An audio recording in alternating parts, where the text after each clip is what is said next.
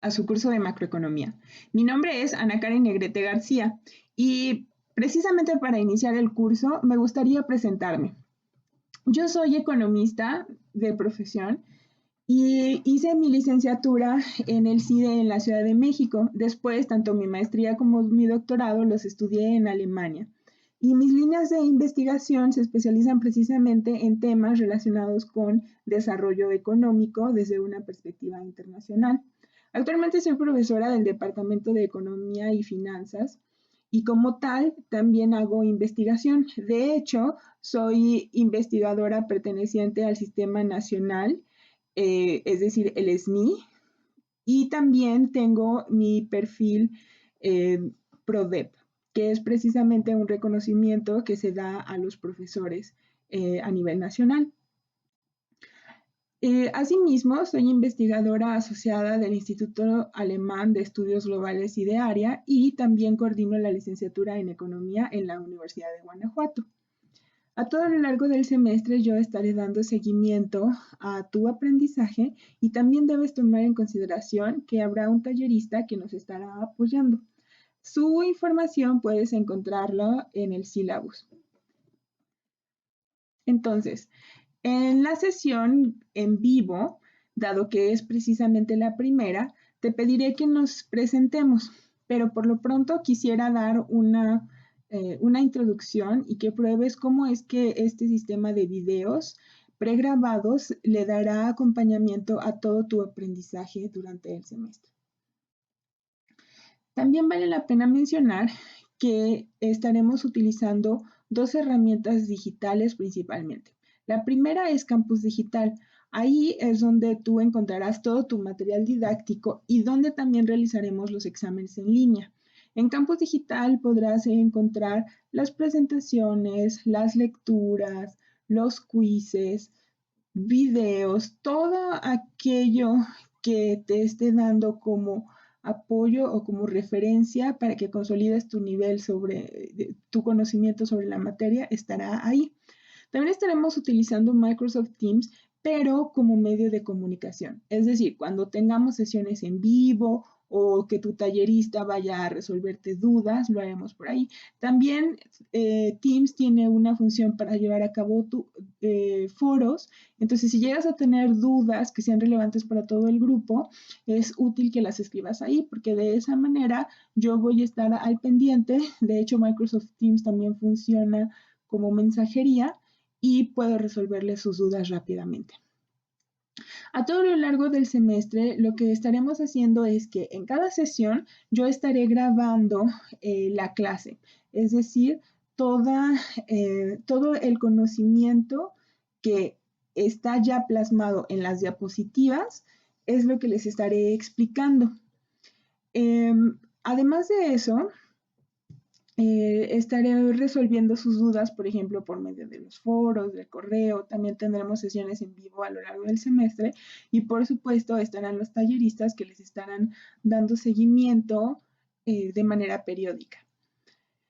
Entonces, es importante también que tomen en consideración que en cada una de las sesiones que yo les explique de manera pregrabada, siempre vamos a estar checando que el conocimiento que están adquiriendo efectivamente permanezca de manera sólida.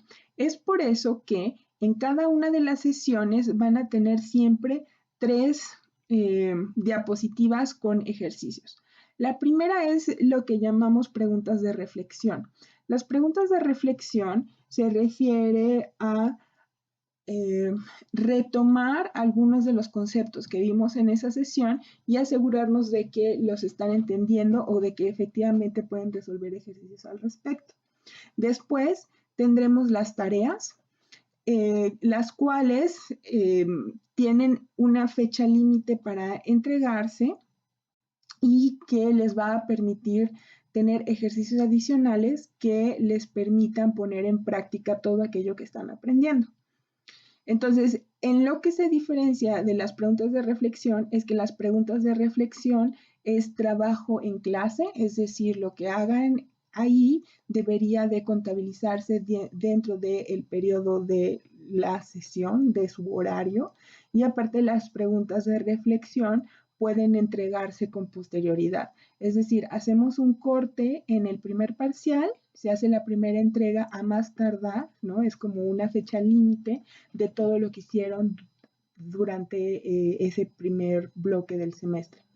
Y después, antes del examen final, ahí también se volverá a entregar un segundo bloque. Por lo tanto, existe mayor flexibilidad en las preguntas de reflexión, pero si lo piensan, no deberían de necesitar ese periodo adicional, ¿no? Porque precisamente se supone que es trabajo en clase. Entonces, como ya comentamos, las tareas, eso sirven para practicar, para reafirmar el conocimiento. Y por último, vamos a tener un proyecto que estaremos desarrollando a lo largo del semestre que llamaremos México en Números. El propósito de este proyecto es que toda la parte teórica que estemos aprendiendo en el curso puedan ustedes relacionarla de manera inmediata con la realidad. Y más aún, que ustedes justo puedan aplicar su conocimiento y que tengan una idea pues verdadera o realista de lo que está pasando en su país. Entonces, por cada tema que estén viendo, habrá un ejercicio para el cual se les va a pedir que recopilen indicadores macroeconómicos o históricos o información en general que sea sobre México y sobre ese tema. Y esa información también la van a estar subiendo cada sesión. Sin embargo, aquí lo importante que deben de tomar en cuenta es que esto en realidad es un proyecto que se está construyendo a todo lo largo del semestre. Entonces, todas estas entregas van a tener como fin último que ustedes tengan suficiente información y también un panorama generalizado sobre la economía mexicana con el fin de que puedan escribir un ensayo corto que precisamente provea algún argumento o una hipótesis que ustedes puedan defender, pero basándose en datos, es decir, en información. También vale la pena mencionar que cada que ustedes resuelvan sus preguntas de reflexión, sus tareas o el proyecto y ustedes consulten alguna fuente, tienen que citarla apropiadamente. El formato recomendado es el formato APA. Entonces, uno de sus primeros ejercicios va a ser precisamente que busquen cómo se cita en formato APA, pero básicamente es un estándar que permite a las personas comunicarse y encontrar información fácilmente una vez que se les referencia. Entonces, la manera en que se cita siempre es que pongan el apellido del autor, coma, el nombre, entre paréntesis, el año en que se generó esa fuente, un punto, el título, y ustedes van a ver que dependiendo de lo que se esté citando, si es por ejemplo un artículo científico, un libro, una página web, etcétera, tiene diferencias mínimas, pero como les digo, el objetivo es siempre que ustedes puedan encontrar esa información de manera fácil. Entonces, el citar apropiadamente es parte del ejercicio y en realidad se trata de una habilidad no solamente para la clase de macroeconomía, sino algo que ustedes deberían de solidificar y utilizar tanto en su tesis, si es que llegan a escribir una, como en su vida profesional. Acuérdense que cuando no se hace, pues a final de cuentas es plagio. Siempre es importante reconocer de dónde salen las ideas o los datos y permitir al lector que rastree esa información. Entonces, algunos documentos importantes que van a encontrar en Campus Digital es su sílabus. Su sílabus es precisamente un compendio de información relacionada con el curso. Entonces tiene, por ejemplo, la información de contactos, es decir, mi correo electrónico, también información sobre mí, y también el correo electrónico e información general sobre su tallerista. En el sílabus también van a encontrar fechas importantes, por ejemplo, cuándo es que van a hacer su primero y segundo parcial, cuándo es la última sesión, etc. Y los criterios de evaluación. Los criterios de evaluación son fundamentales, entonces eso lo vamos a discutir en vivo porque me interesa mucho que quede claro y que me puedan plantear todas sus dudas. Pero acuérdense que ya con esto estamos dejando estipulado la ponderación que recibirán las diferentes actividades durante todo el semestre. También encontrarán el temario, lo cual les dará una idea de qué es lo que estaremos aprendiendo a lo largo del semestre y eso debería permitirles a ustedes también buscar por su cuenta información al respecto y prepararse. Al final de cuentas, lo que estamos haciendo en el curso, y ustedes verán que esa es la estructura de mis diapositivas, es que yo les dé un panorama general sobre el contenido. Pero una de las dificultades del curso de macroeconomía es que son muchos temas por ver. Entonces, aunque tengan al mejor profesor o profesora del mundo y tengan a un profesor o profesora súper dedicado, igual la verdad es que a cada una de ustedes les va a costar diferente nivel de trabajo, ¿no? O sentirán que es un nivel de dificultad diferente según el tema y también, pues, ningún profesor podría alcanzar a cubrir a cabalidad todo eso. Entonces, yo les recomiendo ampliamente que busquen qué es lo que les hace falta y que complementen su conocimiento. Es muy importante que dejen atrás como ese esquema de la secundaria, la primaria, a veces todavía la preparatoria, donde lo que dice el profesor o la profesora es ley, porque no tenemos que hacer eso. Eso es más bien pereza mental, yo diría que es también una limitante de nuestro sistema educativo. A final de cuentas, el trabajo de un buen profesor es guiarlos en sus dudas y motivarlos a pensar, ¿no? Y por supuesto, orientarlos sobre qué tipo de conocimiento obtener. Entonces, les digo, las diapositivas que yo les voy a compartir a lo largo del semestre tienen el propósito de ser una especie de guía, ¿no? Que les diga qué tipo de información es necesario que busquen o que aprendan, porque al final de cuentas el aprender macroeconomía, pues da para programas educativos enteros, ¿no? Entonces, sí quiero dejarles claro, ¿no? Como si fuera un tipo de guía de estudio de qué es lo que tienen que aprender, pero eso de ninguna manera significa que les esté enseñando a cabalidad o a profundidad lo que contiene. O lo que deben de saber, ¿no? O sea, no basta con que estudien lo que hay en las diapositivas. Es claro que ustedes tienen que buscar, tienen que leer su libro. Eso se los encargo muchísimo. Es fundamental que ustedes aprendan a aprender. Entonces, aparte del temario, también ustedes van a encontrar las instrucciones para las diferentes actividades. Por ejemplo, el proyecto de México en Número, sus tareas, etcétera. A veces les dejo una presentación, pero eso ya lo checaremos a lo largo del semestre. También ustedes encontrarán bibliografía y cuáles son los principales libros de referencia que les serán útiles para el curso y, por supuesto, las normas por las cuales nos estaremos rigiendo. Otra información útil que yo les recomiendo que vean es el de toma activa de apuntes. Ahí van a encontrar ustedes algunos consejos. Y también existe un cuestionario sobre métodos de estudio. De hecho, ese cuestionario van a tener que resolverlo como parte de su tarea en esta primera sesión.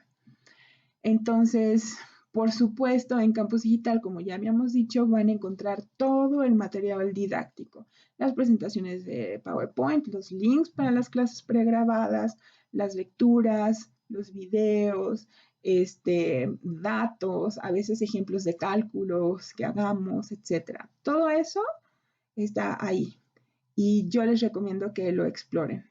Pienso que se van a llevar una grata sorpresa y de cualquier forma, cualquier duda que tengan, pues ahí estaré para resolverla con muchísimo gusto.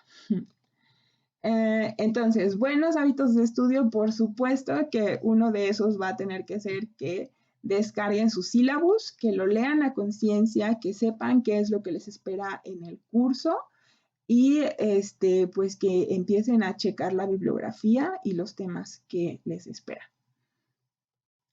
Entonces, entre los buenos hábitos de estudio que yo eh, quisiera fomentar en ustedes es precisamente que lean, que aprendan a aprender. Y aquí esta pregunta que les estoy planteando que dice, ¿cómo se lee un libro? Podrá parecer un tanto trivial, pero en realidad se trata de una pregunta con truco. Porque por paradójico que parezca, muy pocas personas saben cómo se lee un libro. Entonces, eh, muchas de las personas simplemente abren su libro y empiezan a leer de principio a fin y por supuesto, y según lo respaldan las estadísticas, pues en realidad muy pocas personas incluso terminan de leer ese libro, ¿no? Aun cuando sea caro, aun cuando se trate de un libro que ustedes deberían de estar leyendo para un curso, lo cierto es que los libros tienden a quedarse ahí. Entonces, una de las razones es que así como cuando tú conoces a una persona, no le preguntas de inmediato preguntas súper íntimas, pues lo mismo harías con un libro. Realmente primero pues tienes que conocerlo y saber pues de qué va, ¿no? ¿Qué es lo que vas a ver o aprender en ese libro? ¿O qué es lo que podrías aprender en ese libro? Entonces, la manera correcta de leer un libro es que ustedes lo abran, que vean la portada, ¿no? Y en la portada obviamente está el título que les va a dar una idea sobre el tema. Pero también hay muchísima más información. Por ejemplo, está la editorial que les va a dar incluso una idea sobre qué inclinación ideológica tiene ese libro o si es un libro no sé, que fue financiado con recursos públicos o si tiene fines de lucro, etcétera. Y por supuesto el autor, que con el autor yo les recomiendo que cada que vean un libro se tomen el tiempo de buscar sobre quién es esa persona. Es decir, buscar pues cuál es su formación, cuál es su trasfondo ideológico. Todo eso es muy importante para que cuando ustedes lean el contenido siempre puedan hacerlo de manera crítica. Entonces, ya que hayan encontrado esos datos que siempre de manera estándar están en la portada, tienen que seguir un poco más adelante y checar cuándo se publicó, en dónde se publicó y es en especial el año lo que les va a permitir saber es pues qué tan actualizado es el conocimiento, que eso es fundamental, fundamental, ¿no? Aparte tienen que tomar en consideración que hay algunos temas que se vuelven obsoletos más rápido que otros. Por ejemplo, si ustedes consultan un libro de historia económica y es un libro viejito, no sé, de los 80s, de los 70s, pues en realidad les va a seguir siendo útil esa información, ¿no? O sea, la única diferencia es que el conocimiento se va a quedar hasta los 70s, pero en esencia ustedes saben que el contenido de ahí pues es útil, ¿no? Por definición es algo histórico, ya se hizo un recuento de los hechos. Sin embargo, si ustedes lo que están consultando es, por ejemplo, eh, un libro, no sé, de desarrollo económico o de macroeconomía, pero que sea de los 70s, pues ahí muy probablemente el conocimiento que ustedes están adquiriendo efectivamente no es actualizado, porque la economía es una ciencia, sí, pero es una ciencia social. Entonces, tiene necesariamente pues diferentes paradigmas, diferentes fundamentos, diferentes puntos de vista y aparte de todo se va perfeccionando, ¿no? Y sí se cambia el enfoque. Entonces es importante que eso lo tomen en consideración, que ustedes siempre sepan qué, mm, qué tan útil ajá, va a hacer que aprendan ese conocimiento y que ustedes estén seguros, dado que el punto es que ustedes aprendan a aprender, que pues por supuesto se están poniendo al corriente de lo que hay en el mundo, ¿no? No que van a retroceder. Entonces, ya que hayan pasado eso, pues obviamente van a llegar al índice. Y el índice, eso sí es algo que se lee de ley, de regla. Entonces, tienen que empezar y leer tema por tema, darse una idea de cómo está estructurado el libro y definitivamente saber qué es lo que les espera, qué tan largo va a ser el libro, cuál es el nivel de dificultad, cómo se interrelacionan las ideas. Es fundamental. Si no han leído cuando menos el índice, entonces ustedes no pueden decir que han disfrutado o aprovechado un libro. Además, algo muy relevante es que ustedes deben considerar que, pues bueno, en la vida hay muchísimas cosas por leer y ciertamente un lector hábil pues tiene que aprender a diferenciar qué es lo que sí vale la pena su atención. Entonces, no porque un libro se los estén asignando, o ustedes lo elijan, no porque ya esté en sus manos significa que tienen que leerlo de principio a fin, ¿no? Este, pero sí implica que ustedes tienen la responsabilidad de determinar pues qué es lo que les sirve, ¿no? Si ya está en sus manos, si ya incurrieron en un costo, si alguien se los proporcionó, lo que sea, pues que saquen el mayor jugo, entre comillas, ¿no? Que lo aprovechen pues que vean el contenido y lean lo que les es útil. Entonces después siguen adelante y algo correcto que forma parte de cómo leer el libro es que tienen que hojear página por página. Y este hojear página por página en realidad tiene que ser muy rápido. Todo este proceso que yo les estoy describiendo no debería de tomarles más de 5 minutos. Pero esos 5 minutos, si lo hacen bien y siguen este procedimiento básico, pues sí les garantiza que les va a traer mayor panorama, por tanto les va a permitir tomar mejores decisiones y definitivamente aprovechar mejor el contenido del libro o incluso de un curso entero. Entonces, la ventaja de hacer este ojeo de todo el libro es que ustedes se den cuenta de qué es lo que contiene el libro, ¿no? O sea, ¿de qué va ese libro? O sea, ¿les están explicando las cosas o les están enseñando fórmulas matemáticas, ¿no? O es algo tan sencillo que quizá solo tiene, no sé, dibujitos, también podría ser, ¿no? Pero el punto es que ustedes vean. Entonces, ya que sepan de qué va, también más o menos qué es cómo va estructurado y eso les va a servir para incluso para que se quede en su mente o reafirmen lo que acaban de leer en el índice. Cuando ustedes están en este proceso de hojear el libro, tienen que ponerse muy atentos, o sea, tienen que checar si hay figuras. A veces leer figuras o tablas puede ser tan rico que con solo leer esa figura o esa tabla es como si ya hubieran leído todo el capítulo. Hay veces que esta idea de que una imagen dice más que 1000 palabras o un número también podría ser, ¿no? Que dice más de 1000 palabras, puede ser muy cierto. Entonces, con eso pueden darse una idea. También tienen que checar, por ejemplo, no sé si de repente tiene ese libro un sistema de definiciones, ¿no? Hay algunos libros que son tan didácticos que siempre en los márgenes les empiezan a poner como si fuera una especie de resumen o les resaltan cuáles son los conceptos principales. Y si ustedes siguen más adelante, pues también van a darse cuenta que algunos libros que son muy didácticos, por ejemplo, pues tienen un resumen al final y les dan una idea de cuál es el contenido. De hecho, a veces, si alguien decide, por ejemplo, no leer el libro completo, leer al menos el resumen de todos los capítulos o de los capítulos a los cuales uno pues se vea atraído, es suficiente o para entender el libro entero o para estar seguro de qué es lo que uno quiere aprender con más detalle.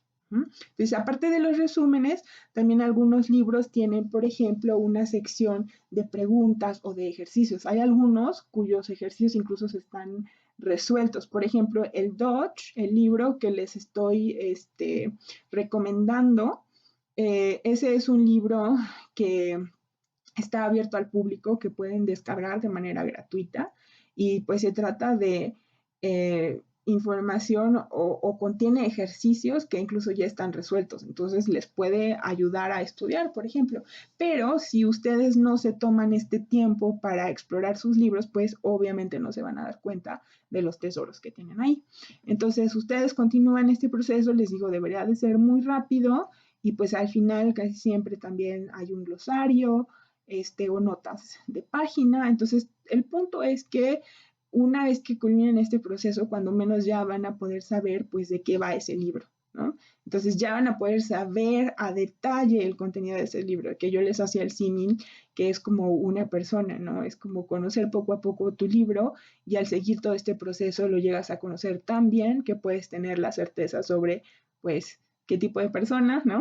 O qué tipo de libro es. Entonces, este proceso que les acabo de decir va a ser parte de los ejercicios de esta sesión, ya lo verán al final. Tienen que checar la bibliografía del curso, por eso empezamos con que tienen que checar sus sílabus y después siguen con esto, ¿vale? Y aquí también, siguiendo con los buenos hábitos de estudio, algo que tienen que hacer es preguntarse a ustedes mismos si ustedes practican la toma activa de apuntes durante la clase.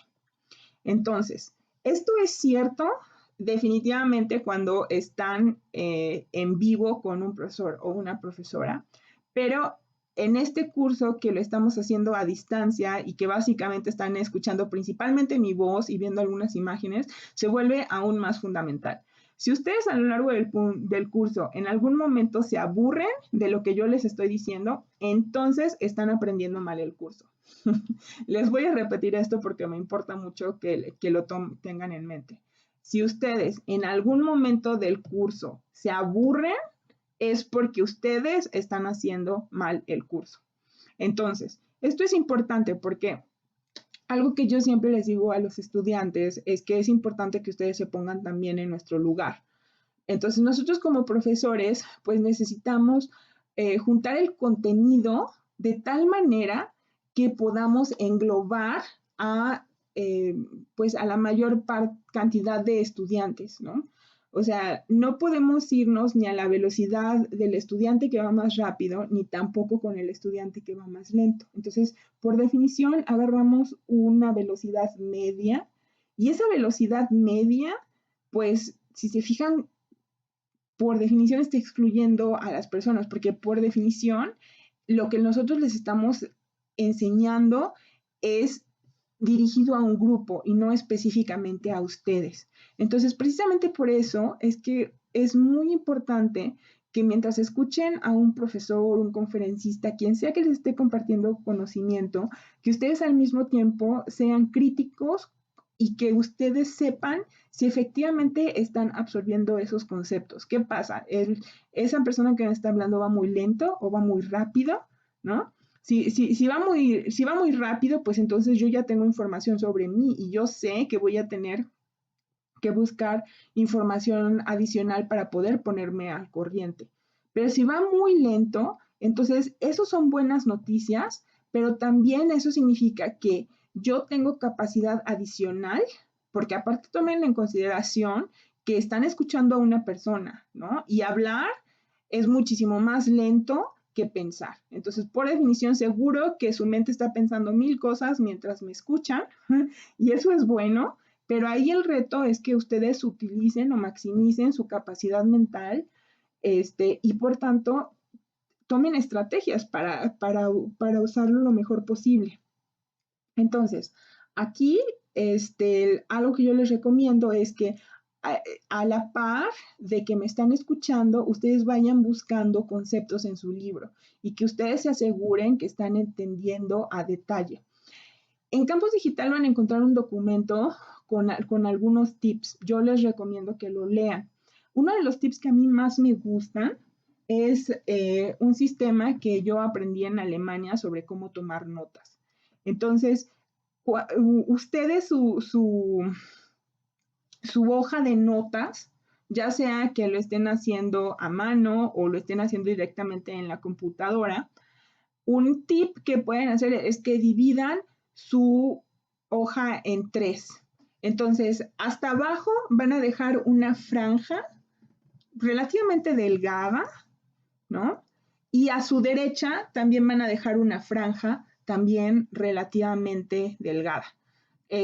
No sé, por ejemplo, la de abajo podría ser más o menos unos 3, 4 centímetros, la de la derecha podría ser unos 2 centímetros y medio, por ejemplo. Entonces, si se fijan, esas divisiones les van a dejar 3 cuadrantes diferentes. Entonces, en el cuadrante más grande, que es precisamente lo que queda entre esa sección de la derecha y la sección inferior, ahí es donde ustedes van a estar poniendo los apuntes pues de lo que estén escuchando de la clase, ¿no? Y hasta abajo, en ese cuadrante que dejaron, van a escribir una especie de resumen con solamente las ideas principales, de tal forma que cuando ustedes vean su hoja, no necesariamente tengan que leer todo lo que escribieron de notas, sino que sepan el contenido principal, las ideas principales. Y a la derecha, en esa franja vertical que dejaron, algo que pueden hacer es, por ejemplo, poner definiciones o conceptos principales, así como lo hacen algunos libros, ¿no? Por ejemplo, si que digan economía, pues economía es la ciencia, bla, bla, bla. Todo eso lo vamos a ver, pero el punto es que tengan ese espacio.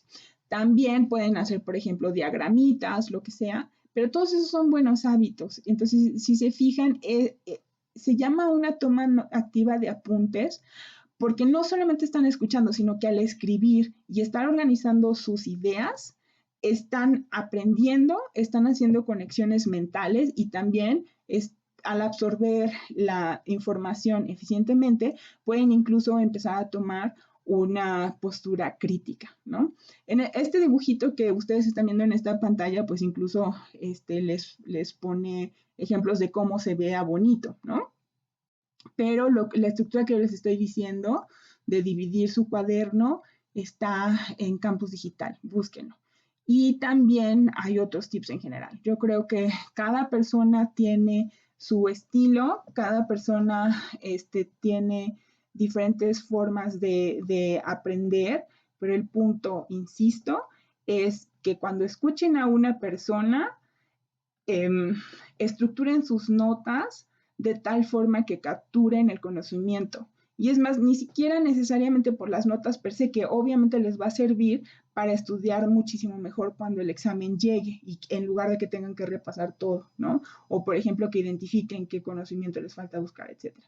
Pero el punto es que más allá de las notas que muy posiblemente en algún momento tirarán, lo relevante aquí es que ustedes tengan la certeza de que su cerebro está pensando y de que está absorbiendo el conocimiento a una velocidad tal que los ponga en reto a ustedes, ¿no?